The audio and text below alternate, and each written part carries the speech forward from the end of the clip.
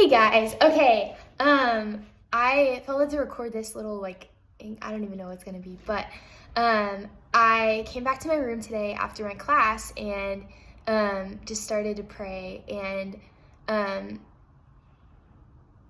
I started to feel passion and a hunger again for revival. And that's something that the Lord planted in my heart early in high school. And I just had grown discouraged, in college. Like, I read this book, it's called The Purple Pig. It's amazing. And he talks about the guy who wrote the book. His name is Dick Eastman.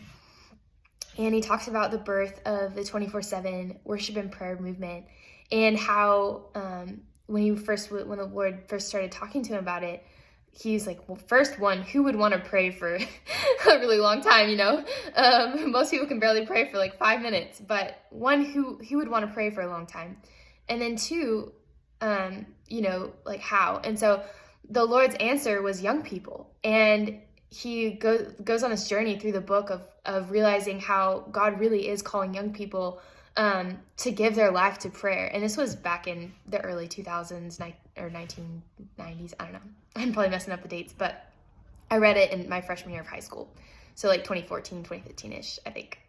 Anyways, I was so impacted as a high schooler by this book and just the hunger and move of God on college campuses. And I remember thinking, like, God, I want to be a part of this. Like, I want to see this on my campus. And fast forward, I get to Baylor, and I was so encouraged. God was really moving freshman year and stuff. But over the years, I got weighed down by, and this is not like a condemnation thing, I'm just talking. But there's a lot of other things that I saw little glimpses of it, but there was so many other distractions and things. Like for me, I'm pre-med, and like just the weight of trying to, make it to med school, etc. And the other priorities. And I just got discouraged thinking like, well, there's so much technology these days, and, people are so busy, like people don't have time for revival. And as I started to pray today, the Lord began to stir afresh in my heart just a hunger to see him move in the way that he wants to move, and really move, not just a good church service where people, are raving about it for a couple days afterwards and then they'll go on unchanged in their life. I want to see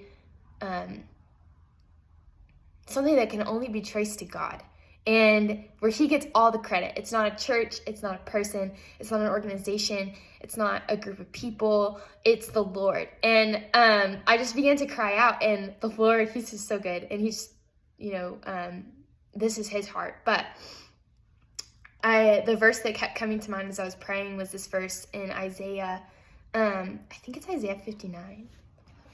Let's see. Isaiah, and it says, oh, would you rend the heavens and come down?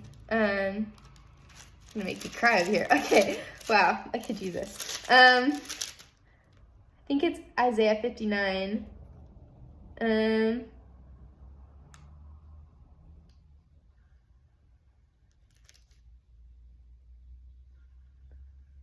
Because then in Isaiah 60,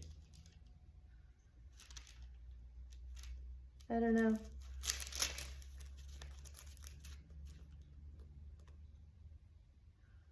I'm gonna make two videos. I'm gonna find it and I'm gonna read it in the next video.